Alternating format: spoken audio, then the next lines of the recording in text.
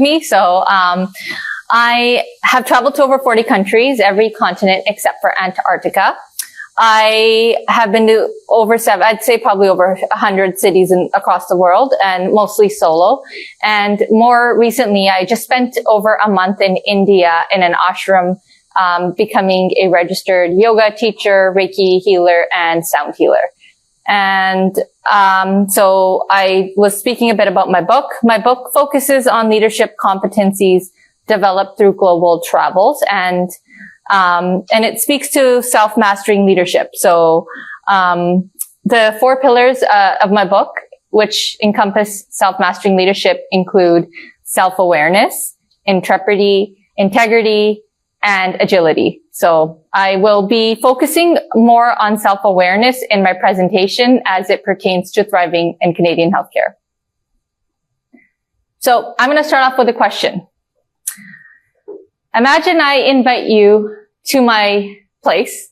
So you come over to my house and you've had a really busy day and you haven't eaten anything and you're very hungry. You come over and as soon as you sit down, I say, welcome. Are you hungry? Can I get you something to eat? How many of you would say yes? Put up your hand. Yeah. What would you say? What you want to eat?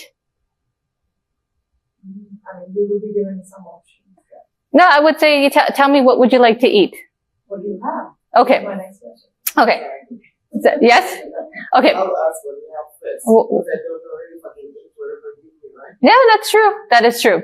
Okay. So it's most of the time what I've observed, depending on the culture, when you go to someone's house, depending on how comfortable you are with that person, often if someone asks, like if I go and somebody asks me, would you like something to eat? Even if I'm hungry, I will say no. But people, depending on where I am, person will bring out food anyways. And that's cultural.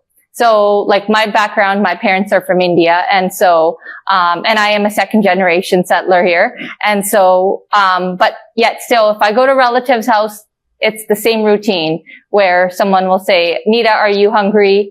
Do you want to eat something? And I'll say no, but they still bring out tea and they still bring out sweets. Have you guys experienced that? Yes. In my culture, so yeah. My kids being grown up here.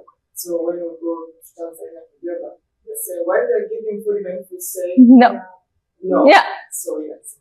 It's a cultural thing, yes. However, in the Western culture, it's not necessarily like that. So if I go to a friend's house and they ask me, would you like something to eat? And I say no, then it's a no. That's it. And so the reason why I'm bringing this up is because culture really plays a difference in how people interpret things. And it's important for us to be aware of the Western culture in order to succeed, especially in professional settings. So for me, although I was born and raised in Canada, I grew up in 2 different cultures. At home, it was a very Indian culture. And then when I was in school or out in public, it was a Western culture. And the difference is that the 2 vary because the Indian culture is very collective. So you think about everyone, whereas the Western culture is very individualistic. And so I'm going to be diving into this. So the first thing I'm going to speak about is communication style. So in Canada, our communication style is very direct and clear. And whereas in Asia, for instance, it's more implicit. Middle East, it's a bit of both. And in Africa, it's very high context. So what that means is if I'm trying to say something, like in Canada, if I'm going to say something, I'll say it and there's no other meaning behind it. Whereas in India or, for example, in Africa, you might say something and it's like if you're trying to tell someone, for example, they're speaking too loud, I will say to you, you're speaking too loud. Whereas in India or Africa, it's said in a different way where you think the person will understand what you're saying. Like, for instance, it may be told through a story that like, there was a girl once I was working with and she used to talk so loud. And when she talked really loud, people would start walking away. And so in Africa, for example, that might be I'm telling you the story so you catch on, so I don't have to say it to you. And in India, it's kind of this in a similar way, where you make a statement about someone else and you think that the person will interpret it. However, it doesn't work that way in Canada. So, for example, my mom, I asked my mom one day, she was telling me, she was like, oh, I heard this movie is really good. And by her saying this, what she was really meaning is, I would like to watch this movie. But, if she was telling any other person, they would just think, okay, she's heard this movie's good, great. And that's the Canadian culture. It's direct, clear, you take it for face value. Whereas in the Indian culture, I understood what she was really saying is, I want to watch this movie. So I said to her, okay, I'll book some tickets and we can go watch that movie. But that's where it's really important to understand these cultural differences, because if you're used to speaking in a way that's implicit or high context, what you're saying, the message is going to be missed. And so that's one of the first key points. And it's also important for you to understand, actually, when you're working with individuals from different countries as well, because they might not be aware of the Canadian context. So they may be saying something to you, believing that you understand things implicitly. So understanding their perspective also goes a long way. So the second part is leading. So in Canada, our leadership style is very inclusive. We take input from all team members, and everyone's perspective is valued. And leaders are approachable, and collaboration is key. So I'm currently creating a brand new curriculum for education, and it's not just about what I think and what I know. I'm going to be collaborating with departments from all over. So patient experience, quality and safety, or Indigenous health team, because everyone's perspective is going to be taken into account. Whereas in other countries, and I've just given these countries as an example, the leadership style is very hierarchical. And so what that means is, as a leader, in India, for instance, I could just make a decision and I don't have to take input from everyone. And then when I go and say, hey, I've created this education, now you need to take it, no one will be taking anything into offense, because it's just, Neeta's the boss, she's made a decision, and this is what we're going to do, we're going to follow.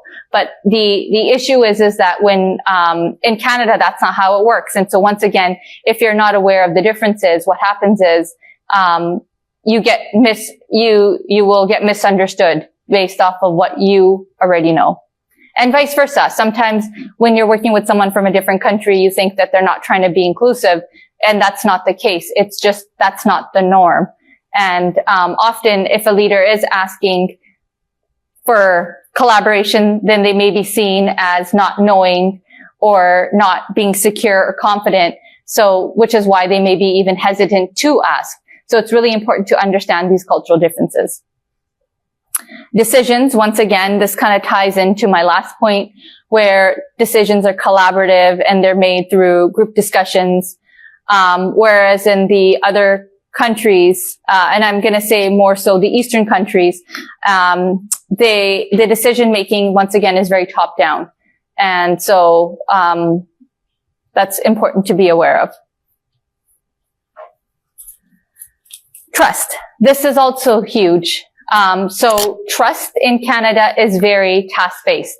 So if you want to hire me for a job, however, I have had a history of, for example, say I come from a family that doesn't have a good reputation.